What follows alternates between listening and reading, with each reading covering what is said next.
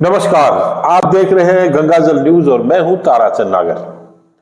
स्पष्ट बहुमत मिलने के बाद राजस्थान में भारतीय जनता पार्टी ने सरकार बनाने की तैयारियां शुरू कर दी हैं।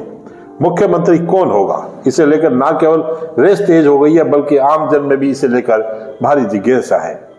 विधायक दल की बैठक भी कल परसों में हो सकती है। विधायकों से मुख्यमंत्री के नाम पर राय लेने के लिए पर्यवेक्षक भी भेजे जा सकते हैं। 3 दिसंबर को मतगणना के बाद से ये कयास लगाए जाने लगे हैं कि राजस्थान का अगला सीएम कौन होगा। मुख्यमंत्री के दावेदार नेता अपने नाम पर सहमति बनाने के लिए ऊपर तक पहुंच बना रहे हैं। कैसे न कैसे मुख्यमंत्री की कुर्सी मिल जाए, सबके यही प्रयास है। पूर्व मुख्यमंत्री वसुंधरा राजे सीएम पद की प्रबल दावेदार है। बताते हैं कि आज अनेक विधायक उनसे मिलने उनके निवास पर पहुंचे। इसे राज्य के शक्ति प्रदर्शन के रूप में भी देखा जा सकता है। मुख्यमंत्री पद के लिए जिन नामों पर चर्चा हो रही है उनमें वसुंधरा राजे के अलावा लोकसभा अध्यक्ष ओम बिरला और माथुर के भी सक्रिय होने की चर्चाएं हैं। जल शक्ति मंत्री गजेंद्र सिंह शेखावत, बाबा बालकनाथ तथा राज्यवर्धन सिंह दिल्ली में जमे हुए। सूचना है कि पोखरण से विजयी हुए प्रतापपुरी को भी दिल्ली बुलाया गया है। नए मुख्यमंत्री को लेकर दिल्ली में जोरदार तरीके से मंथन चल रहा है। चर्चा एक ही है जिसे प्रधानमंत्री नरेंद्र मोदी, गृह मंत्री अमित शाह चाहेंगे, वही राजस्थान का मुख्यमंत्री होगा। मुख्यमंत्री पद के लिए दिया कुमारी, गजेंद्र सिंह शेखावत, ओम बिरला, अश्विनी वैष्णव, बाबा बालकनाथ, ओम माथुर, प्रकाश चंद्र, भूपेंद्र यादव व सुनील बंसल के नाम भी चर्चाओं में हैं। फैसला कब तक होगा इसके बारे में अभी कुछ नहीं कहा जा सकता। अब रुक करते हैं दूसरे समाचारों की ओर। फलौदी बार एसोसिएशन के वार्षिक चुनाव की गतिविधियां आज से प्रारंभ हो गई हैं। अदालत परिसर में वकीलों की बढ़ी हुई चहल पहल को देखा जा सकता है। चुनाव लड़ने के इच्छुक वकील साथी एडवोकेट्स का मन टटोल रहे हैं। कुछ ने तो प्रचार प्रसार शुरू कर दिया है। आज 6 पदों के लिए 9 नामांकन पत्र जमा हुए। नामांकन 5 दिसंबर दोपहर 3 बजे तक जमा करवाए जा सकते हैं। इसके बाद नामांकन पत्रों की जांच होगी और इसके बाद सूची जारी की जाएगी। मुख्य चुनाव अधिकारी एडवोकेट भवानी शंकर चांडा व सहायक चुनाव अधिकारी कंवर सिंह चौहान ने बताया कि 6 दिसंबर दोपहर 4 बजे तक नाम वापस लिए जा सकेंगे। इसके बाद 8 दिसंबर को सुबह 9 बजे से दोपहर 3 बजे तक मतदान होगा और 3:30 बजे मतगणना कर परिणाम घोषित किए जाएंगे। चांडा ने बताया कि अध्यक्ष पद के लिए मुल्ताना राम बिश्नोई, उपाध्यक्ष पद के लिए उग्राराम बिश्नोई, महासचिव पद के लिए समझदीन मंगलिया व मुल्ताना राम बिश्नोई, संयुक्त सचिव के लिए महेश भार्गव, कोषाध्यक्ष पद के लिए प्रेम चांडा तथा पुस्तकालय सचिव के लिए ओम प्रकाश शर्मा, मांगीला बिश्नोई व प्रेम चांडा ने नामांकन पत्र जमा करवाए हैं।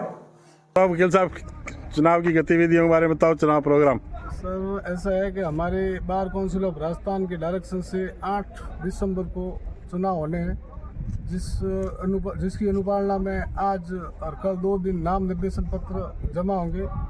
फिर आगे जांच होगी। 6 को विड्रॉल फॉर्म होंगे, 7 को प्रचार होगा, 8 को चुनाव होंगे। सुबह 9 बजे से लेके दोपहर 3 बजे तक, 3:30 बजे से लेके कंटिन्यू जब तक मतगणना पूरी नहीं हो तब तक मतगणना होगी। उसके बाद रिजल्ट घोषित किया जाएगा। तो आज से नामांकन शुरू है। आज से नामांकन अभी कोई आया है सुबह? बिल्कुल आया सर। 12 बजे तक 1 बजे का कितने आगे? 3 फॉर्म जमा हुए हैं। कौन कौन से पदों के लिए किस किसने भरे? अभी जमा हुए फॉर्मों में पुस्तकालय सचिव के लिए ओम प्रकाश शर्मा, महासचिव पद के लिए समझदीन जी मंगलिया, संयुक्त सचिव के लिए मांगीलाल जी बिश्नोई और अध्यक्ष और महासचिव पद के लिए मुल्ताना राम जी बिश्नोई ने फॉर्म जमा करवाए। 2 फॉर्म भरे? 2 फॉर्म भरे। ठीक, थैंक यू। की तैयारी कर रहे हैं। जल्दी से भी आएंगे ना। ठीक। मुख्यमंत्री अशोक गहलोत के ओएसडी लोकेश शर्मा द्वारा मतगणना के बाद मुख्यमंत्री के खिलाफ दिए गए बयान पर कांग्रेस जनों ने तीखी प्रतिक्रिया व्यक्त करते हुए इसे उनकी खिसियाहट बताया है। नगर परिषद के उप सभापति वरिष्ठ कांग्रेस नेता सलीम नागौरी ने कहा है कि लोकेश शर्मा 5 साल तक सत्ता सुख भोगते रहे और अब सरकार के विपरीत चुनाव परिणाम आने पर सीएम अशोक गहलोत के खिलाफ बयानबाजी करना उचित नहीं है। लोकेश शर्मा बीकानेर से कांग्रेस की टिकट के लिए सीएम अशोक गहलोत पर दबाव बना रहे थे और अब टिकट नहीं मिलने पर मीडिया के सामने भड़ास निकाल रहे हैं। नागौरी ने कहा कि लोकेश शर्मा जैसे व्यक्तियों के करीब होने के कारण ही पार्टी की आज यह दशा हुई है। लोकेश शर्मा जैसे न जाने कितने लोग पार्टी में हैं जिन्हें वर्षों से टिकट नहीं मिला, लेकिन वे आज भी अशोक गहलोत के साथ खड़े हैं।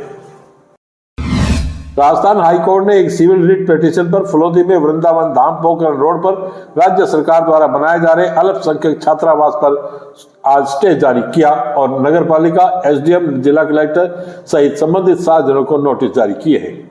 यह रिट पिटीशन कुंडल निवासी रोशन व्यास पुत्र बंसीलाल व्यास ने दायर की है। व्यास ने अल्पसंख्यक छात्रावास को लेकर कुछ आपत्तियां व्यक्त करते हुए रिट पिटीशन दायर की थी, जिस पर सुनवाई के बाद न्यायाधीश विनीत कुमार माथुर ने स्टे आदेश जारी किया। इससे पूर्व यह छात्रावास हवाई पट्टी के पास न्यायालय भवन के पीछे की दिशा में बनाया जा रहा था। इस पर व्यास ने भी आपत्ति दर्ज कराई थी। इसके बाद इसका स्थान परिवर्तन किया गया। यह छात्रावास राज्य सरकार की बजट घोषणा 11 मार्च 2022 के अनुसार बनवाया जा रहा है। राजकीय उच्च माध्यमिक विद्यालय रड़का बेरा में रोम टू रीड इंडिया ट्रस्ट के तत्वावधान में अध्यापक वर्कशॉप का आयोजन हुआ। एसएम अंजना व्यास ने बालिका शिक्षा कार्यक्रम की जानकारी देते हुए करियर क्यों महत्वपूर्ण है विषय पर चर्चा आरंभ की। अध्यापकों ने करियर योजना के अनुभव साझा किए व जीवन में करियर की योजना का होना महत्वपूर्ण बताया। बच्चों को करियर की योजना बनाते समय कौन से कार्य प्रभावित करते हैं उस पर भी चर्चा हुई। इसके साथ ही कम्युनिटी बैठक भी हुई, जिसमें गतिविधियां, एक्सपोजर विजिट की महत्वता व पूर्व छात्रों के साथ हुई बैठक का उद्देश्य बताया गया।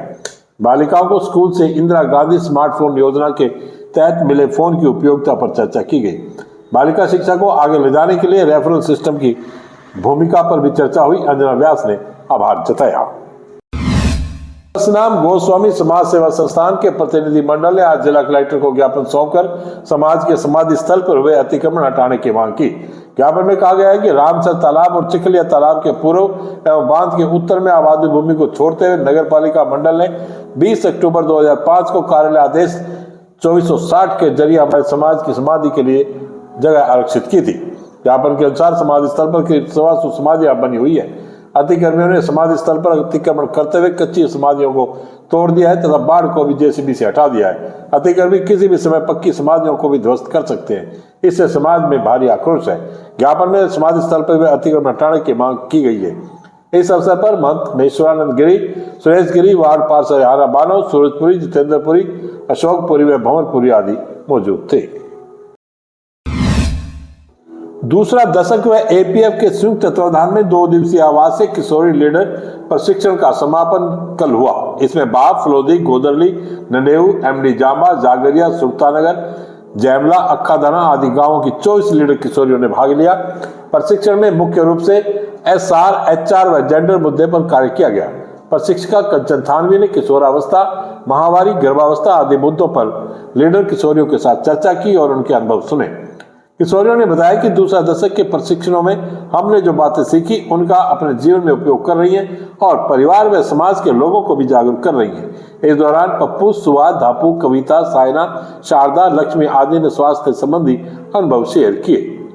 जेंडर सेंसिटिविटी मुद्दे पर सर्वे करने के लिए दूसरा दशक द्वारा एक प्रपत्र तैयार किया गया है। इस प्रपत्र को किशोरियों ने स्वयं भरकर देखा और अपने अपने गांव में युवा मंच के सदस्यों के साथ मिलकर सर्वे करने व गांव के लोगों की जेंडर सेंसिटिविटी के मुद्दे पर समझ बनाने की जिम्मेदारी ली। दूसरा दशक की परियोजना समन्वयक प्रीति राठौड़ ने बताया कि लीडर किशोरियां अपने अपने गांव में युवा मंचों के साथ जुड़कर बदलाव के वाहक के रूप में कार्य कर रही हैं। इससे गांव में लीडर किशोरियों की अलग पहचान बन रही है। परियोजना निदेशक मुरारीलाल थानवी ने किशोरियों के अनुभव सुने व उनसे सवाल जवाब किए। किशोरियों ने बताया कि गुड टच, बैड टच, महावारी जैसे मुद्दों पर महिलाओं व किशोरियों के साथ साथ पुरुषों के साथ भी काम करना चाहिए, तभी समाज में बदलाव आएगा। कांता, ममता, मांगी, पतासी आदि लीडर किशोरियों ने भित्ति पत्रिका और प्रतिवेदन के माध्यम से विचार व्यक्त किए। प्रशिक्षण में अमृत चौधरी, कविता, बशीरो, नीलम, कमल शर्मा ने सहयोग किया। मेरा नाम सुहा, मैं गांव जैमला से आई हूँ और 2 दिवसीय आवासीय मीटिंग के अंदर आई हूँ और मेरे अंदर जो खुद में बदलाव हुए हैं वो मैं बता रही हूँ कि आज गांव से मैं बाहर अकेले आई हूँ। तो लड़कियों को क्या है, कई लोग बोलते हैं कि लड़कियां बाहर नहीं जा सकती हैं, तो लड़कियां हर काम कर सकती हैं। और मैं यहाँ दूसरा दशक के जुड़ने के बाद मेरे को बहुत अच्छा लगा और मैं 2019 से जुड़ी हूँ। और यहाँ पे आते समय कोई भी क्या बोलता है वो मेरे को ऐसा कुछ नहीं लगता है। और यहाँ पे आके मेरे को बहुत अच्छा लगा और हौसले भी बुलंद हुए। कहते हैं ना कि मंजिल सभी को मिलती है। नमस्ते, मेरा नाम दापू है, मैं बाप से आई हूँ। 2 दिन की यहाँ ट्रेनिंग थी कल की और आज की, जिसमें आने का मुझे मौका मिला। सबको धन्यवाद मेरा। पहले मुझे यहाँ आने के बाद बहुत अच्छा लगा, बहुत कुछ सीखने को मिला।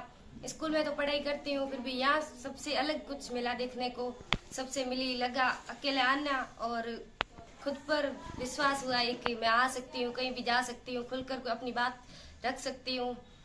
बहुत अच्छा लगा यहाँ आकर। और कल हमने आकर यहाँ सबसे पहले यहाँ एक गीत किया, खेल किया और एक लीडर के बारे में चर्चा की। लीडर कैसा होना चाहिए, लीडर को जिम्मेदारी क्या होती है और थैंक यू। सीमा सुरक्षा बल के जवान सीमा पर मोर्चा संभालते हुए सतर्कता के साथ अपना कर्तव्य निभाते हैं, जिसकी बदौलत ही देश के लोग खुली सांस ले पाकर अपने आप को सुरक्षित महसूस करते हैं। ये जवान सीमा पर मोर्चा संभालने के अलावा रचनात्मक सेवा कार्यों में भी बढ़ चढ़कर भाग लेते हैं। विधानसभा चुनाव ड्यूटी पर सिलीगुड़ी से बाप क्षेत्र में 195 बीएसएफ बटालियन के जवान आए हुए हैं। इन जवानों ने चुनाव संपन्न करवाने के बाद रवाना होने से पूर्व बाप कस्बे के ऐतिहासिक मेघरासर तालाब पर एक दिन श्रमदान कर आमजन को प्राचीन जल स्रोत सुरक्षित व व्यवस्थित रखने का मंत्र दिया। बटालियन के जवानों ने तालाब की सफाई व उगी झाड़ियां कीकर आक आदि की कटाई कर नगर पालिका द्वारा उपलब्ध ट्रैक्टर से कचरे का निस्तारण किया। बटालियन के सहायक समादेष्टा आशुतोष ने कहा कि हमारे प्राचीन जल संरक्षण के स्थान सुरक्षित रहने चाहिए। यह आपातकाल में हमारे बहुत मददगार होते हैं। नगर पालिका को धन्यवाद देते हुए आशुतोष ने कहा कि सार्वजनिक संपत्तियां अतिक्रमण मुक्त रखना बहुत बड़ा काम है, इसमें वे बधाई के पात्र हैं। सीमा जन कल्याण समिति जिलाध्यक्ष अखिलराज खत्री ने 195 बीएसएफ बटालियन का धन्यवाद ज्ञापित किया कि उनके छोटे से निवेदन पर श्रमदान की मुहिम में बहुत बड़ा सहयोग कर आमजन को श्रमदान की प्रेरणा जगाई। बाप नगर पालिका अध्यक्ष लीला देवी जगदीश पालीवाल ने स्वच्छ भारत मिशन की जानकारी देते हुए सामाजिक सरोकार में जवानों के श्रमदान की पहल के लिए उन्हें बधाई दी व धन्यवाद ज्ञापित किया। कपड़े की थैली मेरी सहेली की थीम पर प्लास्टिक मुक्त राजस्थान का आह्वान किया। सामाजिक कार्यकर्ता पूर्व उप प्रधान जगदीश पालीवाल ने ऐतिहासिक मेघरासर तालाब का इतिहास बताया।